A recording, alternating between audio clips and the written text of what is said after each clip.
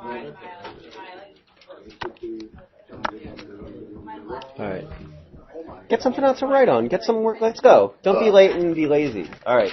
So here's a different way of thinking about the coordinate plane. And this way of thinking about the coordinate plane is based on two things, but they're not x and y. The two things that are based on are how many steps and how much to turn. Okay, so turning and stepping.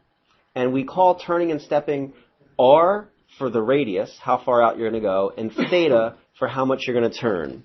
And if you think about yourself standing right here at the origin, okay, sometimes we call it the pole, because what we're going to discuss today is something called polar coordinates. All right, so sometimes we call the origin the pole. So Cartesian, we call it the origin. In polar, we call it the pole. We can still call it the origin if you want. So you're standing there, and someone's going to tell you to face the x-axis, the positive x-axis, to turn and then take steps, either forward or backward. Okay? And here, we'll do a first one. We will plot a point in polar coordinates. And in this case, we're going to give it to you r and theta. R is how many steps to take. Theta is how much to turn. Actually, if I had to do polar coordinates all over again and I could write my own book, I would tell you the angle first and then how many steps. But it's not my call. So we tell you how many steps and the angle, but I would actually read it backward. You're going to turn 45 degrees and take one step forward. So I'm going to plot that and look where it took me. Does that make sense to you? If you're at the origin facing the x-axis, turn 45 degrees, take one step forward. Is that okay where I end up? Yeah. Okay. That's another way of putting a point on the coordinate plane. Now, that point, I guess D, is not the same as, 1, 1, but it is the same as something else, so we can actually figure out what it is. For real? Yeah. Okay. How do you know which way to step? Like what? You're going to step forward. So that's actually a great question. So watch this.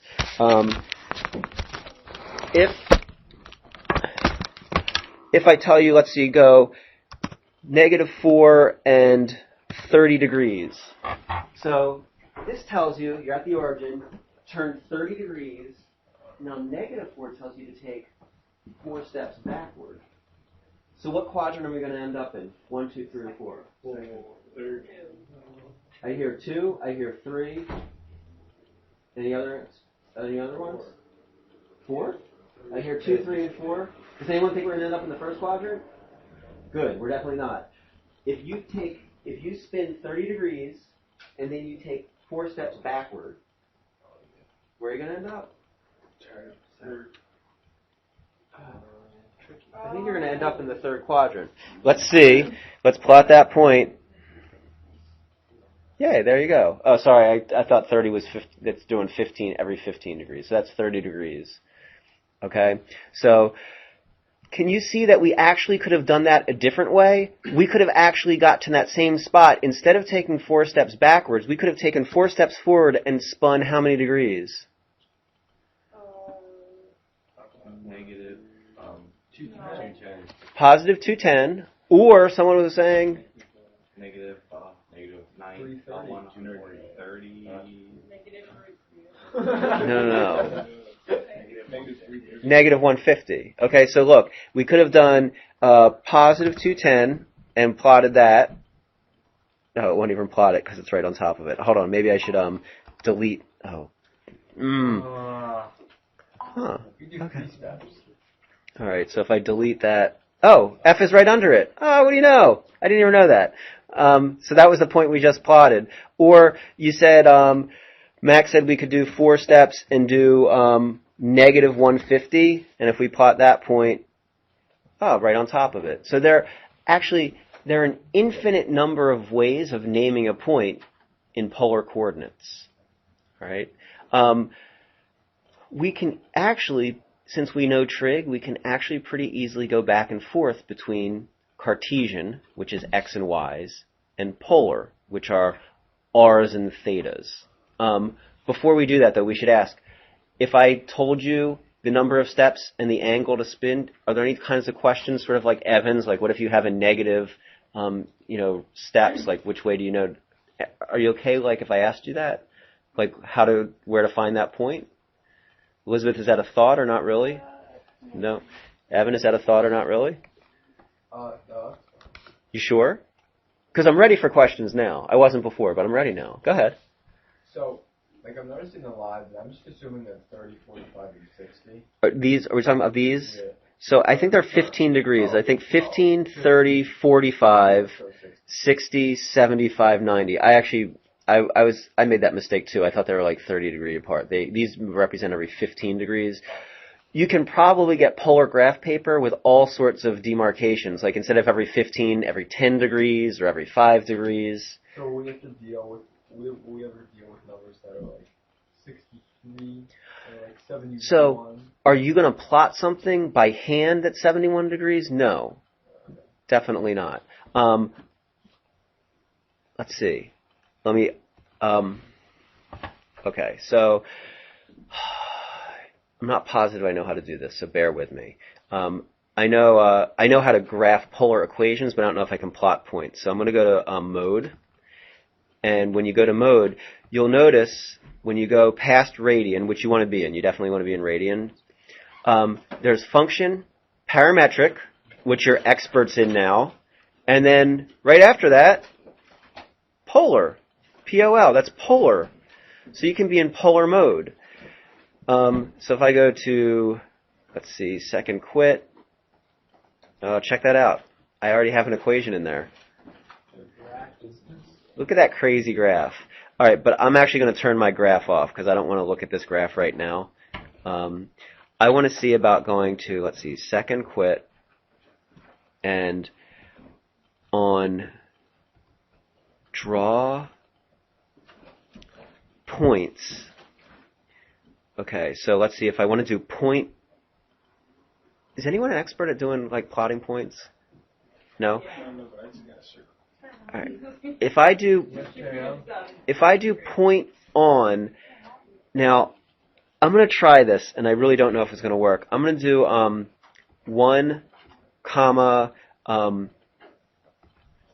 pi over 4, because that's 45 degrees. And I'm going to hit enter and see what I get. No, that's 1. No, that's not right. Sorry, I think it only plots x and y points. That's a bummer. I'm really sorry about that. So This point is 1 comma, really literally the y coordinates pi over 4. I wanted it to do one step at 45 degrees, which would have been right around here. And that's not what it gave us. So I apologize. So I'll have to figure it out. I don't know if your calculator will plot them. But so, Evan, you're not going to plot them by hand. Okay? But I could very easily say, hey, how about plotting, the point 5, comma, 60 degrees? That's okay. you just use like a protractor? No, so there's special graph paper called polar graph paper. So you'd get something that looks like this. So look, psst, what's going on over there? Hush, or raise your hand and ask a question, but stop the chatter. So you'd, rotate 60 degrees and take 1, 2, 3, 4, 5 steps out. Okay? Any other questions about how to find where those points are? All right, then we're actually going to see that it's not really all that different from doing x and y now that you know trig. All right, so if I asked you, we can even take that last point we did, this 560. So let's see, I'm going to go back here and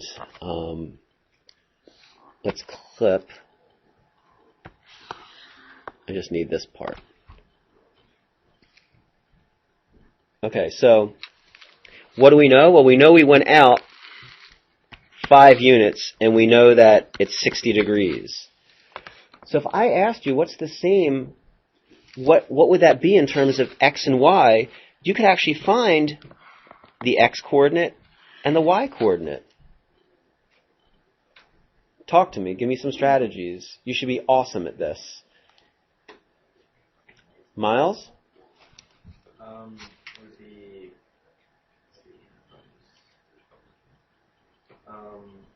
x over 5 equals the sine. Okay, so let's see.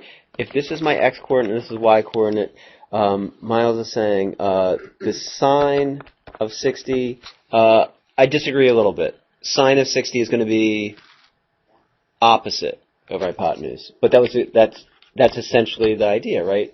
We're going to set up a trig ratio as y over 5. Or in other words, y equals 5 sine 60. Hey Mo, you know what this reminds me of? No. Not this time. What's the y coordinate equal to in the unit circle? Not just, yeah. Say it loud and proud. R cosine? No. R sine? Yep. R sine of theta. And the x coordinate's equal to r cosine of theta. So you can take exactly what we learned before and pair that with what Miles just told us. And now we know, let's see, the sine of 60 is, oh, I know that, root 3 over 2. 5 root 3 over 2. And the x value is 5 cosine of 60. That's 5 halves. So what is this point on the xy system? It's 5 halves, comma, 5 root 3 over 2. So look, there are two ways of saying this. You could either say xy, or you could say 5 comma 60 degrees, r theta. They say the same thing, they get you to the same place, they just say it in different ways. Can I tell you what's sort of confusing? If we say this as 5 pi thirds, sometimes it's unclear whether we're in polar, like we mean turn an angle of pi thirds and take 5 steps forward, or if we're in xy, go 5 out on the x and pi thirds up in the y. So you really have to read the context of the problem to understand if it's polar or Cartesian. Usually if they give you like the degree symbol, you're pretty clear that, oh, that's polar. But if they don't give you the degree symbol, you might not know.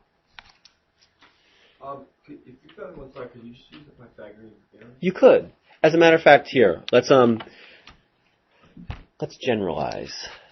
So in polar coordinates, for any point out here, which is r and theta, the relationship, Evan, give me the first relationship that you might notice. Between x squared plus y squared equals y squared. Yep. So that's one relationship between the Cartesian and the polar. If I give you Cartesian points and say, what's the polar coordinate? You do x squared plus y squared equals r squared, and that finds you the r value. I guess some people maybe would write square root of x squared plus y squared. All right. Evan calling someone to give me, I think there are like 2 or 3 more connections we can make.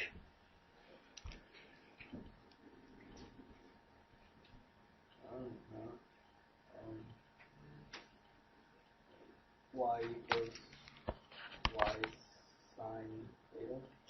R sine theta. That's definitely true. Calling someone Keith. Seven. Here's that.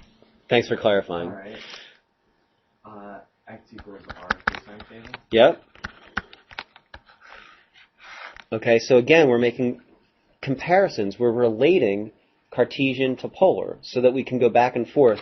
And there's one more that involves theta and x and y. Travis? Theta equals tan. Yeah, you're absolutely right, except change it around. It's not theta equals, it's the tangent of theta. Good. All right, is equal to, is it x over y or y over x? No, you were right first. I was just keeping you on your toes. Y over x.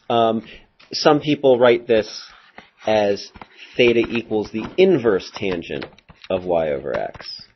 All right, so that completes the relationship. So I can give you any point and say, hey, how do you get it into Cartesian? How do you get into polar? Okay, so this is true. Astronomers use polar coordinates in some calculations because they make the elliptical paths of planets easier to deal with than Cartesian points. So, any budding astronomers? Who's taking astronomy? Are you taking astronomy? Yeah. Oh, good. Anyone else? Yeah, good. So look, if astronomy is something that you're really interested in, you decide like, hey, that'd be a cool profession to go into, you'll probably take some physics classes down the road, and you probably will come to use polar representations of the Cartesian plane more often than the rest of us. Okay? I don't know. Sam, what are you going to be when you grow up? Me, astrophysicist. Oh, good. You'll use it. Jen, what are you going to be when you grow up? All right, so you're probably not going to use polar coordinates. I'm sorry to break it to you, but probably not. All right, an astronaut? That's a great question. I don't know if an astronaut needs to know all of the physics behind what they're doing, but maybe some. An apiary? That's the fancy word for beekeeper. An apiary, I don't think you're going to need to know polar coordinates. All right. Maybe you should ask everyone now. All right, fine. Rafi, what are you going to be? Beekeeper.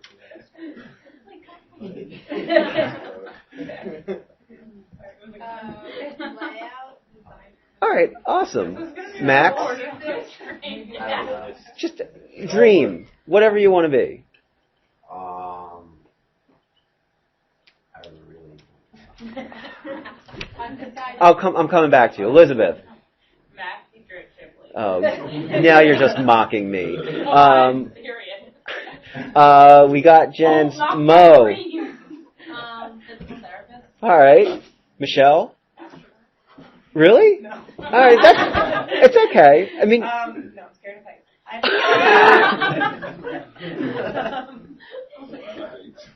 I don't know. Oh, come- Editor. all right, great, Corinne. Danny has inspired me. For real? All right. Oh, well, now I can't be a beekeeper. You totally can. We got more than one beekeeper in the tri-state area. Fine, we're gonna have to be very competitive. All right, good. Sam? I don't Did you know. just say astro? Oh, yeah, we got you But I covered. didn't mean it. Sam, Monty? Working at the super school. All right. Travis? I'm gonna make the really big calculator posters. Okay. Miles? might be a stuntman. All right, that'd be fun. A little scary, but fun. Keith? Professional video game player. Okay. Is there a market for that profession? Halo competitions. Evan? Glass blower. Oh, that's a good one. Will Strathman. Jorge, Yeah. Peter? All right. Max? Oh, there you go. All right. And did someone? Oh, no, I think we. Oh, did you get come? Rescue that. All right, great. Yeah, we did. She's the journalist. She started us all off. All right. Okay, so some of you might use this. Many of you may not. But what you know you may never use, but what you don't know, you'll definitely never use. All right. How can you not agree with that? How can you possibly use something you don't know? If you don't know it, right? What?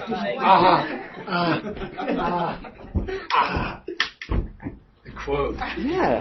Nice. You know, I never read the manual. It's true. Like you can never hurt yourself by knowing more. You may never use it, but you can never hurt yourself. But wait, so you go home and you purposely forget things?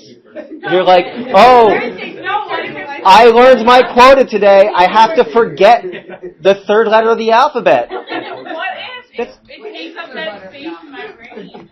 That's a great thing. You should be so lucky. Then you have some severe problems. All right. All right. So, if I have an equation like y equals x squared, I can actually take some relationships here and figure out how to do that same equation in polar coordinates. Now look, some equations are easier in Cartesian, some are easier in polar, and I was actually mentioning to you that astronomers find that conic sections, ellipses, are easier in polar. You might think that y equals x squared is a lot easier in Cartesian. What's y equal to in polar coordinates? Y r sine theta. Now I'm ready for you, Peter. X squared is r squared cosine theta squared. I'm going to write it like this. If I wanted to solve this, whenever you're writing a polar equation, it's always in r equals form. So if I want to solve this for r, the first thing I could do is, I guess, divide both sides by r.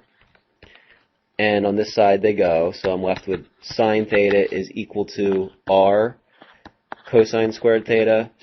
And then I'm going to divide. I'm going to get sine theta divided by cosine squared theta. So look, these two things are different ways of saying the same thing. If you go back to your calculator and we are in polar mode, notice that it's r equals. I have to do sine, where's theta? Oh, check it out. If you press X, you get theta now, divided by the quantity cosine of theta, and I need to take that whole thing and square it. I think I did that right. Oh, too many parentheses. I knew it. Delete, yeah. Hey, check it out. Whoa, I drew it like weird. It did. It started from t equals 0 and then did around over here. So it actually, just like polar coordinates start here and go out, it actually did that. It went out and then it went like off to infinity, and then it came back and looped around here. Does it do a circle? Like, so if you, does it, not a circle, but like, does it? It does. It goes around. It's filling in the So from, points like up this. to, it's going to be like all Yep. the way, And then it comes back this way. So does that count as a function? Yeah. It's not. And it knows that. And it is a function. Cool. And you can actually play around a little bit. Like, if you were to actually just plot the graph like, I don't know, sine theta. Hey, check that out. It's a little tiny circle. What if we did r equals 1? Or actually, r equals 4. If r equals 4, hey, we got a circle with a radius always equals 4. I'm interested in about, we could have, right? I'm interested, actually, what if I did 3 sine theta? I don't know if it actually is a circle. Let's take a look. Oh, it's a lot of circles. It went over itself over and over again. What if I did 3 sine of 2 theta? Whoa! I did. What if I change it to 4 theta? Check that out. Come on, that's so cool. How would you graph this by hand? I mean, that would take forever. Well, so here's the thing. This is something that it's a polar function. It is a function in polar coordinates, but you're never going to be able to get that relation graphed using Cartesian, right? That's a very complicated polar function. But look at how simple it was to write. I mean, it wasn't that hard to write in polar. It would have been very hard to write in Cartesian. I mean, I could have put it in. It's like sort of optional. Let's see. What if I do r equals theta? Oh, that wasn't exciting. Hold on. R equals 0.5 theta. I'm going to make my function smaller, but that's pretty much what I'm doing. Oh, it stopped. window, I'm going to go and I'm going to do...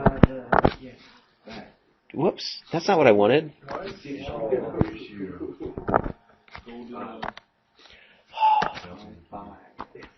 I wanted to do... Sam, calm down. I wanted to do like up to 12. Come on! That's cool. It looks like the fine thing. It is like the golden spiral. It's not exactly, but it's similar. It's an Archimedes spiral. Okay.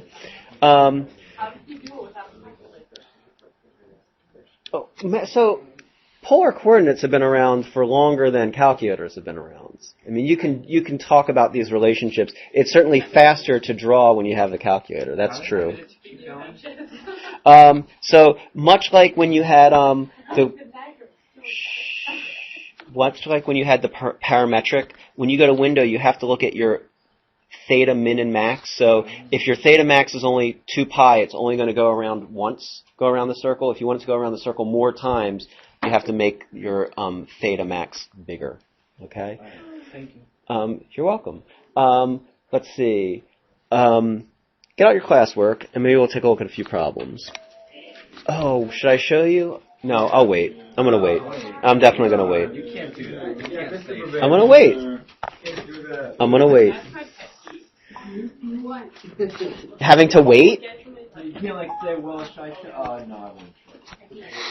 Oh my god, that's related to this. I'll play it later. No, I mean, there's some things that, like, we're just not ready for it yet. Best things like so you don't think we're right now.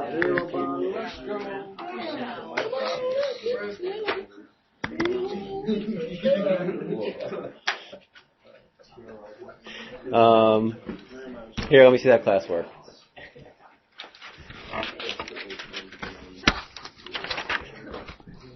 All right.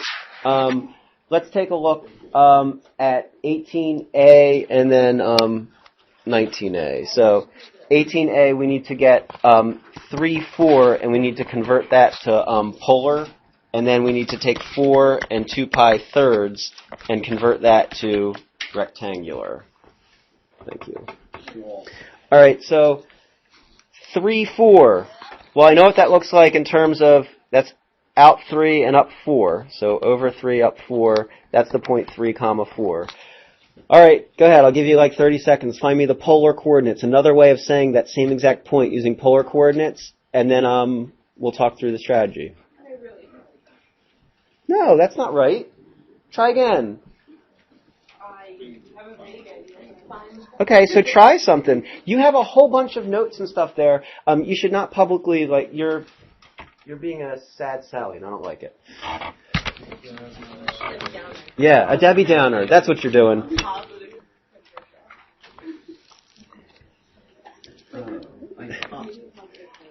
Or maybe you're making me a sad Sally.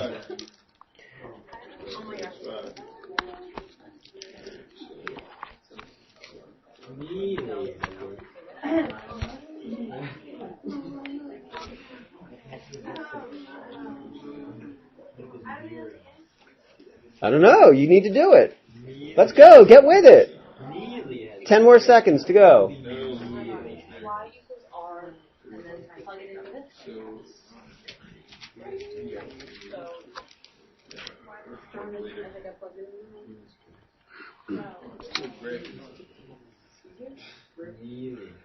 All right. It's all based on the right triangle. Monty, you started us off with the R. What's R? R is 5. How'd you get it? 3 squared plus 4 squared is about 3. You got it. All right, right triangle trig. Now I need to know what theta is. Theta is the angle measured off of the x-axis. Call on someone, Monty. You have Evan, Sam, Travis. Michelle. Could you do the tangent of 4 over 3 or opposite negative? So the inverse tan of 4 over 3, and make sure you're in, I guess it doesn't matter. You can be in either mode, I guess. But you need to know what mode you're in when you get your answer. So what do you get? Is that degrees or radians? It is. So you get 53 degrees. Or you get 5 comma, what do you get in radians? 0.927 radians. Okay, so that's how to say that point in polar coordinates. All right, now I have a polar coordinate. I want to say it in Cartesian, x and y. Yeah, I'll wait. Go ahead. Are you sure? Mr. Barbarian, Mm-hmm. is there like constants for specific degrees that we should memorize? So we'd be like, oh, it's 60 degrees, so the relationship between the sides is going to be 3, 4, 5. You know what I'm saying? Well, certainly if you know your special right triangles, right? If it's 60 degrees, like you can do that without a calculator. You can be like, oh, yeah, I know what the sine of 60 or the cosine of 60 is. So, like everything that you know up until now, like 30 degrees, 45 degrees, 60 degrees, 135 degrees, those are all things that I'm not expecting you to forget. Okay? Yeah, go ahead. Okay, so why don't you plug in like the 53 degrees is like r sine? Like why? So is that just polar r's? So if you want, you could, let's see, if that's 53 degrees, you could do x equals r sine theta. You could totally do that. So that's wrong though. Let me try again. Y equals r sine theta. So you could say 4 is equal to 5 times the sine of theta. What's the angle? You're going to get the same angle. All right. If you do arc sine of 4 over 5, you get 53 degrees or 0.927. Okay. So, yeah, great. A lot of ways of doing it. What quadrant is this point in? It is. It tells us to spin how many degrees? 120 degrees, and then take how many steps? 4. So that's where I am, and I've gone 120 degrees. So the question is, what do you mean why? 19A? Right? That is a big problem. No. So Evan's saying that's the same as 60 degrees off the x-axis, so I want to know what my x and y values are that would correspond to polar coordinates of 4, 2 pi over 3. Again, you have a bunch of relationships that will help you find that. I'll give you like 30 seconds and then we'll talk. I want to move my 4. And Evan, this is an example of one that I know that you could do without a calculator. I'm not saying you have to do it right now without a calculator, but I know that you can.